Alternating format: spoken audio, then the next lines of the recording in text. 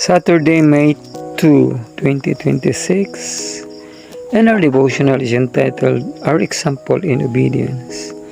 In 1 Peter 2 verses 21 and 22, For even hereunto ye are called, because Christ also suffered for us, living as an example, that ye should follow his step, who did no sin, neither was gall found in his mouth.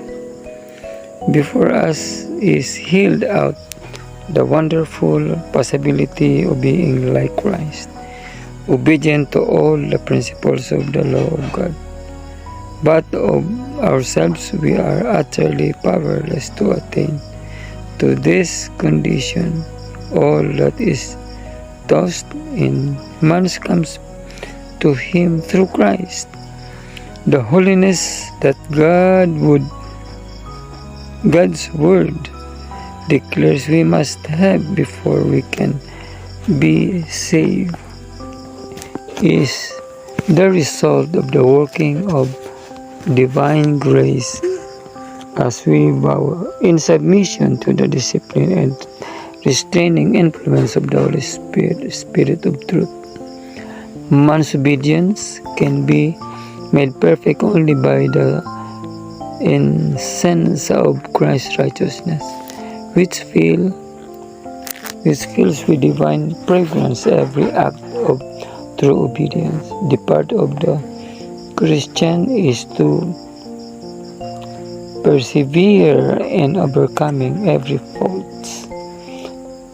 Constant he is to pray in the Savior to heal the disorder of his diseased soul. He has not the wisdom and strength without which he cannot overcome. They long to the Lord and believes him on those who in humiliation and contrition seek him forever. The work of transformation from unholiness to holiness is an continuous work. Day by day, God labors for man's sanctification, and man is to cooperate with him by putting forth persevering effort in the cultivation of right habits.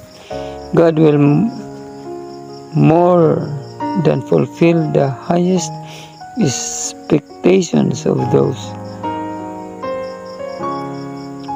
who are humble and contrite. We stand here, He can and He will manifest itself to us. He is well pleased when we urge past mercies and blessing is a reason why He should bestow on us.